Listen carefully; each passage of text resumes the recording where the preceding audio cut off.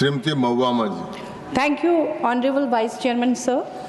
माननीय राष्ट्रपति महोदय के अभिभाषण पर धन्यवाद ज्ञापित करते हुए मैं यही कहना चाहूँगी कि आपने अपने अभिभाषण में सर्वप्रथम बाबा साहब अम्बेडकर सहित संविधान सभा के सभी मेंबर्स को नमन किया है। हम सभी जानते हैं कि उनमें 15 तत्कालीन विदुषी महिलाएं भी शामिल थी जिनका महत्वपूर्ण योगदान था।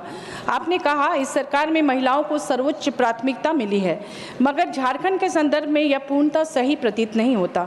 सन 2000 में झारखंड में भाजपा की सरकार आई और 17-18 सालों तक भाजपा ने वहां शासन किया। उस दौरान महिला तस्करी अपनी चरम सीमा पर थी।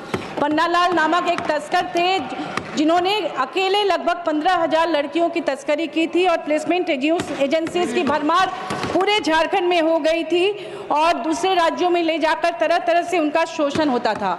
हमारे माननीय हेमंत सोरेन जी की सरकार ने 2019 के बाद उन लड़कियों को वापस घर लाया रेस्क्यू करके और उन्हें सम्मानजनक रोजगार से जोड़ने के तमाम प्रयास किए, जिनमें मैया सम्मान योजना उसी वजह से है ताकि वो उस आर्थिक मदद से अपने पैरों पर खड़ी हो जाए।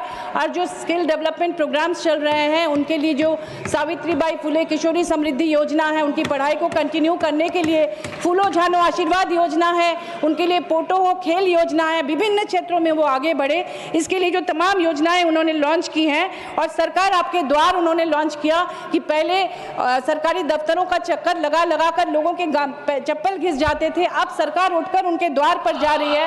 हर प्रखंड में जाकर, हर पंचायत में जाकर वहाँ कैंप कर रही है और उनकी समस्याओं का समाधान कर रही है। लाखों एप्लीकेशंस आ रहे हैं, उन पर उसका निष्पादन तत्काल हमारी सरकार कर रही है। कुटीर उद्योग लग रहे हैं, ट्रैफिकिंग की समस्या अब लगभग खत्म हो चुकी है। आपने कहा इस सरकार में महिलाओं को सर्वोच्च प्राथमिकता मिली है, मगर सच तो यह है कि महिला हिंसा में अस्वाभाविक रूप से वृद्धि हुई है। हिंसा पीड़ित महिलाओं के लिए जो वन स्टॉप क्राइसिस सेंटर पूरे देश में बनाए गए हैं, आप जानते हैं कि उनकी कितनी भयावह स्थिति है। अभी हाल में मैंने एक वर्कशॉप अटेंड किया था, वहाँ काम करने वाली महिलाओं के साथ उन्होंने बताया कि इंफ्रास्ट्रक्चर की भारी कमी है, वहाँ स्टाफ नहीं है, मानदेय के पैसे बहुत लेट से मिलते हैं, कोई सुविधा नहीं है, वाहन की सुविधा नहीं है, वो कैसे न्याय करेंगे महिलाओं के साथ। तो ये जो निर्भया फंड में 1000 करोड़ की राशि हर साल इकट्ठा होता है, उसका प्रॉपर डिस्ट्रीब्यूशन क्यों नहीं होता ऐसे सेंटर्स के लिए? आप सीसीटीवी कैमरा हर जगह क्यों नहीं लगाते हैं जहां महिलाएं असुरक्षित हैं? बस स्टॉप में, रेलवे स्टेशन में, जहां वर्किंग हॉस्टल्स हैं और वर्किंग गर्ल्स के जहां स्कूल कॉलेज है, वहां अगर आप पूरे देश में जाल बिछा दें, नेटवर्क उसका पूरा हो जाए उन इलाकों में उस पैसे से सीसीटीवी कैमरा का, तो मुझे लगता है निश्चित रूप से महिला हिंसा में कमी आएगी। तीसरी बात, जिन महिला पुलिसकर्मियों को महिलाओं की सुरक्षा के लिए लगाया गया है, उनकी सुविधा के बारे में आपने कभी सोचा है? उनके लिए बैरक नहीं है कई जगह। वो पुलिसकर्मी, पुरुष पुलिसकर्मी के साथ कई बार रात गुजारने के लिए बाध्य होती हैं। कई बार वो ड्रेस चेंज करने के लिए उनके पास कोई थाने में कोई ऐसा रूम नहीं होता है कि वो ड्रेस उनके अलग बाथरूम नहीं होते हैं। तो इस पर क्यों नहीं ध्यान देती आपकी सरकार?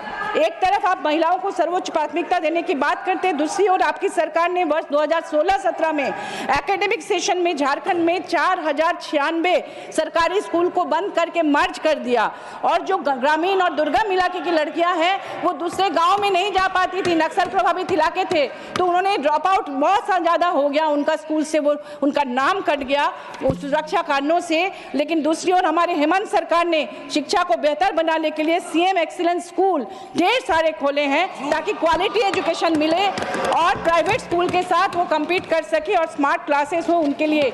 मानव तस्करी बंद करने के लिए हमारी सरकार ने इतने सारे कदम उठाए। साथ ही उन्होंने हेमंत सोरेन जी ने मरंग गोम के Jaipal Singh Munda overseas scholarship scheme आरंभ किया। आपको पता होगा कि 50 प्रतिभाशाली ट्राइबल लड़कियों को वहाँ पर लड़की लड़कों को भेजा जाता है लंदन स्कूल ऑफ इकोनॉमिक्स में सरकारी खर्चे पर, यूनिवर्सिटी ऑफ ससेक्स में, यूनिवर्सिटी ऑफ वॉरविक में, यूनिवर्सिटी कॉलेज ऑफ लंदन में, university of London school of oriental and African studies और कई यूनिवर्सिटीज़ में, ताकि वो भी पढ़कर समकक्ष हो सके प्राइवेट स्कूल में पढ़ने वाले बच्चों के साथ। आपने कहा कि आपकी सरकार परमाणु ऊर्जा का विस्तार करने पर तेजी से काम कर रही है।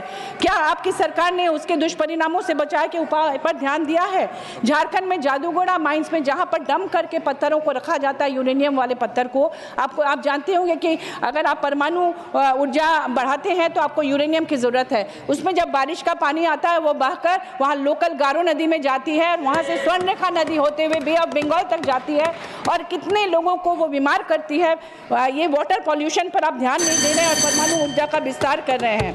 और 10 मोस्ट पॉपुलेटेड सिटीज में दिल्ली है, तो आपकी सरकार अगर पॉल्यूशन पर काम कर रही है, जहाँ राष्ट्रपति प्रधानमंत्री रह रहे हैं, तो आप श्री एस सेल्वा गणपति समाप्त, भाषण समाप्त। Honorable Vice Chairman, 5 मिनट आपका पूरा हो गया। I am grateful to you S for Selva giving me Ganapathi this ji. opportunity to speak on motion of